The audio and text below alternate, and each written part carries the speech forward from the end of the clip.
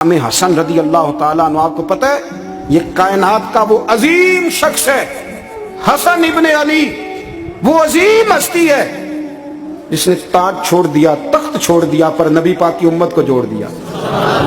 नबी करीम ने इनको अपने साथ बिठा के कहा था, सही बुखारी में मौजूद है, कहा ये मेरा बेटा हसन सैयद है, या मुसलमानों की दो जमातें लड़ेंगी तो ये सुलह कराएगा।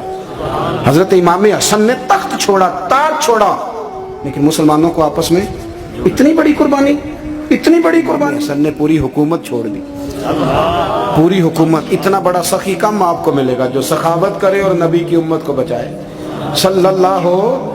ये बात बयान नहीं होती, अक्सर नहीं होती, शायद पूरे करबला में आपने ना सुनी हो, इल्ला माशाअल्लाह। इसको समझे इमाम हसन। और फिर मजे की बात, इमाम हसन भी शहीद हुए, उन्हें जहर दिया गया, और जब वो शदीद बीमार हो गए ना, जहर असर कर गया, तो इमाम हुसैन आए, बड़े परेशान हुए, रो पड़े, कहने लगे भाई मुझे बताओ किसने जहर दिया। तो इमाम हसन कहने लगे, हुसैन मुझे शक है एक शख्स पर, लेकिन शक है भाई, अगर सिर्फ शक है तो मैं किसी बेगुनाह को बदनाम कैसे कर दूं, तुम्हें कैसे नाम बता दूं।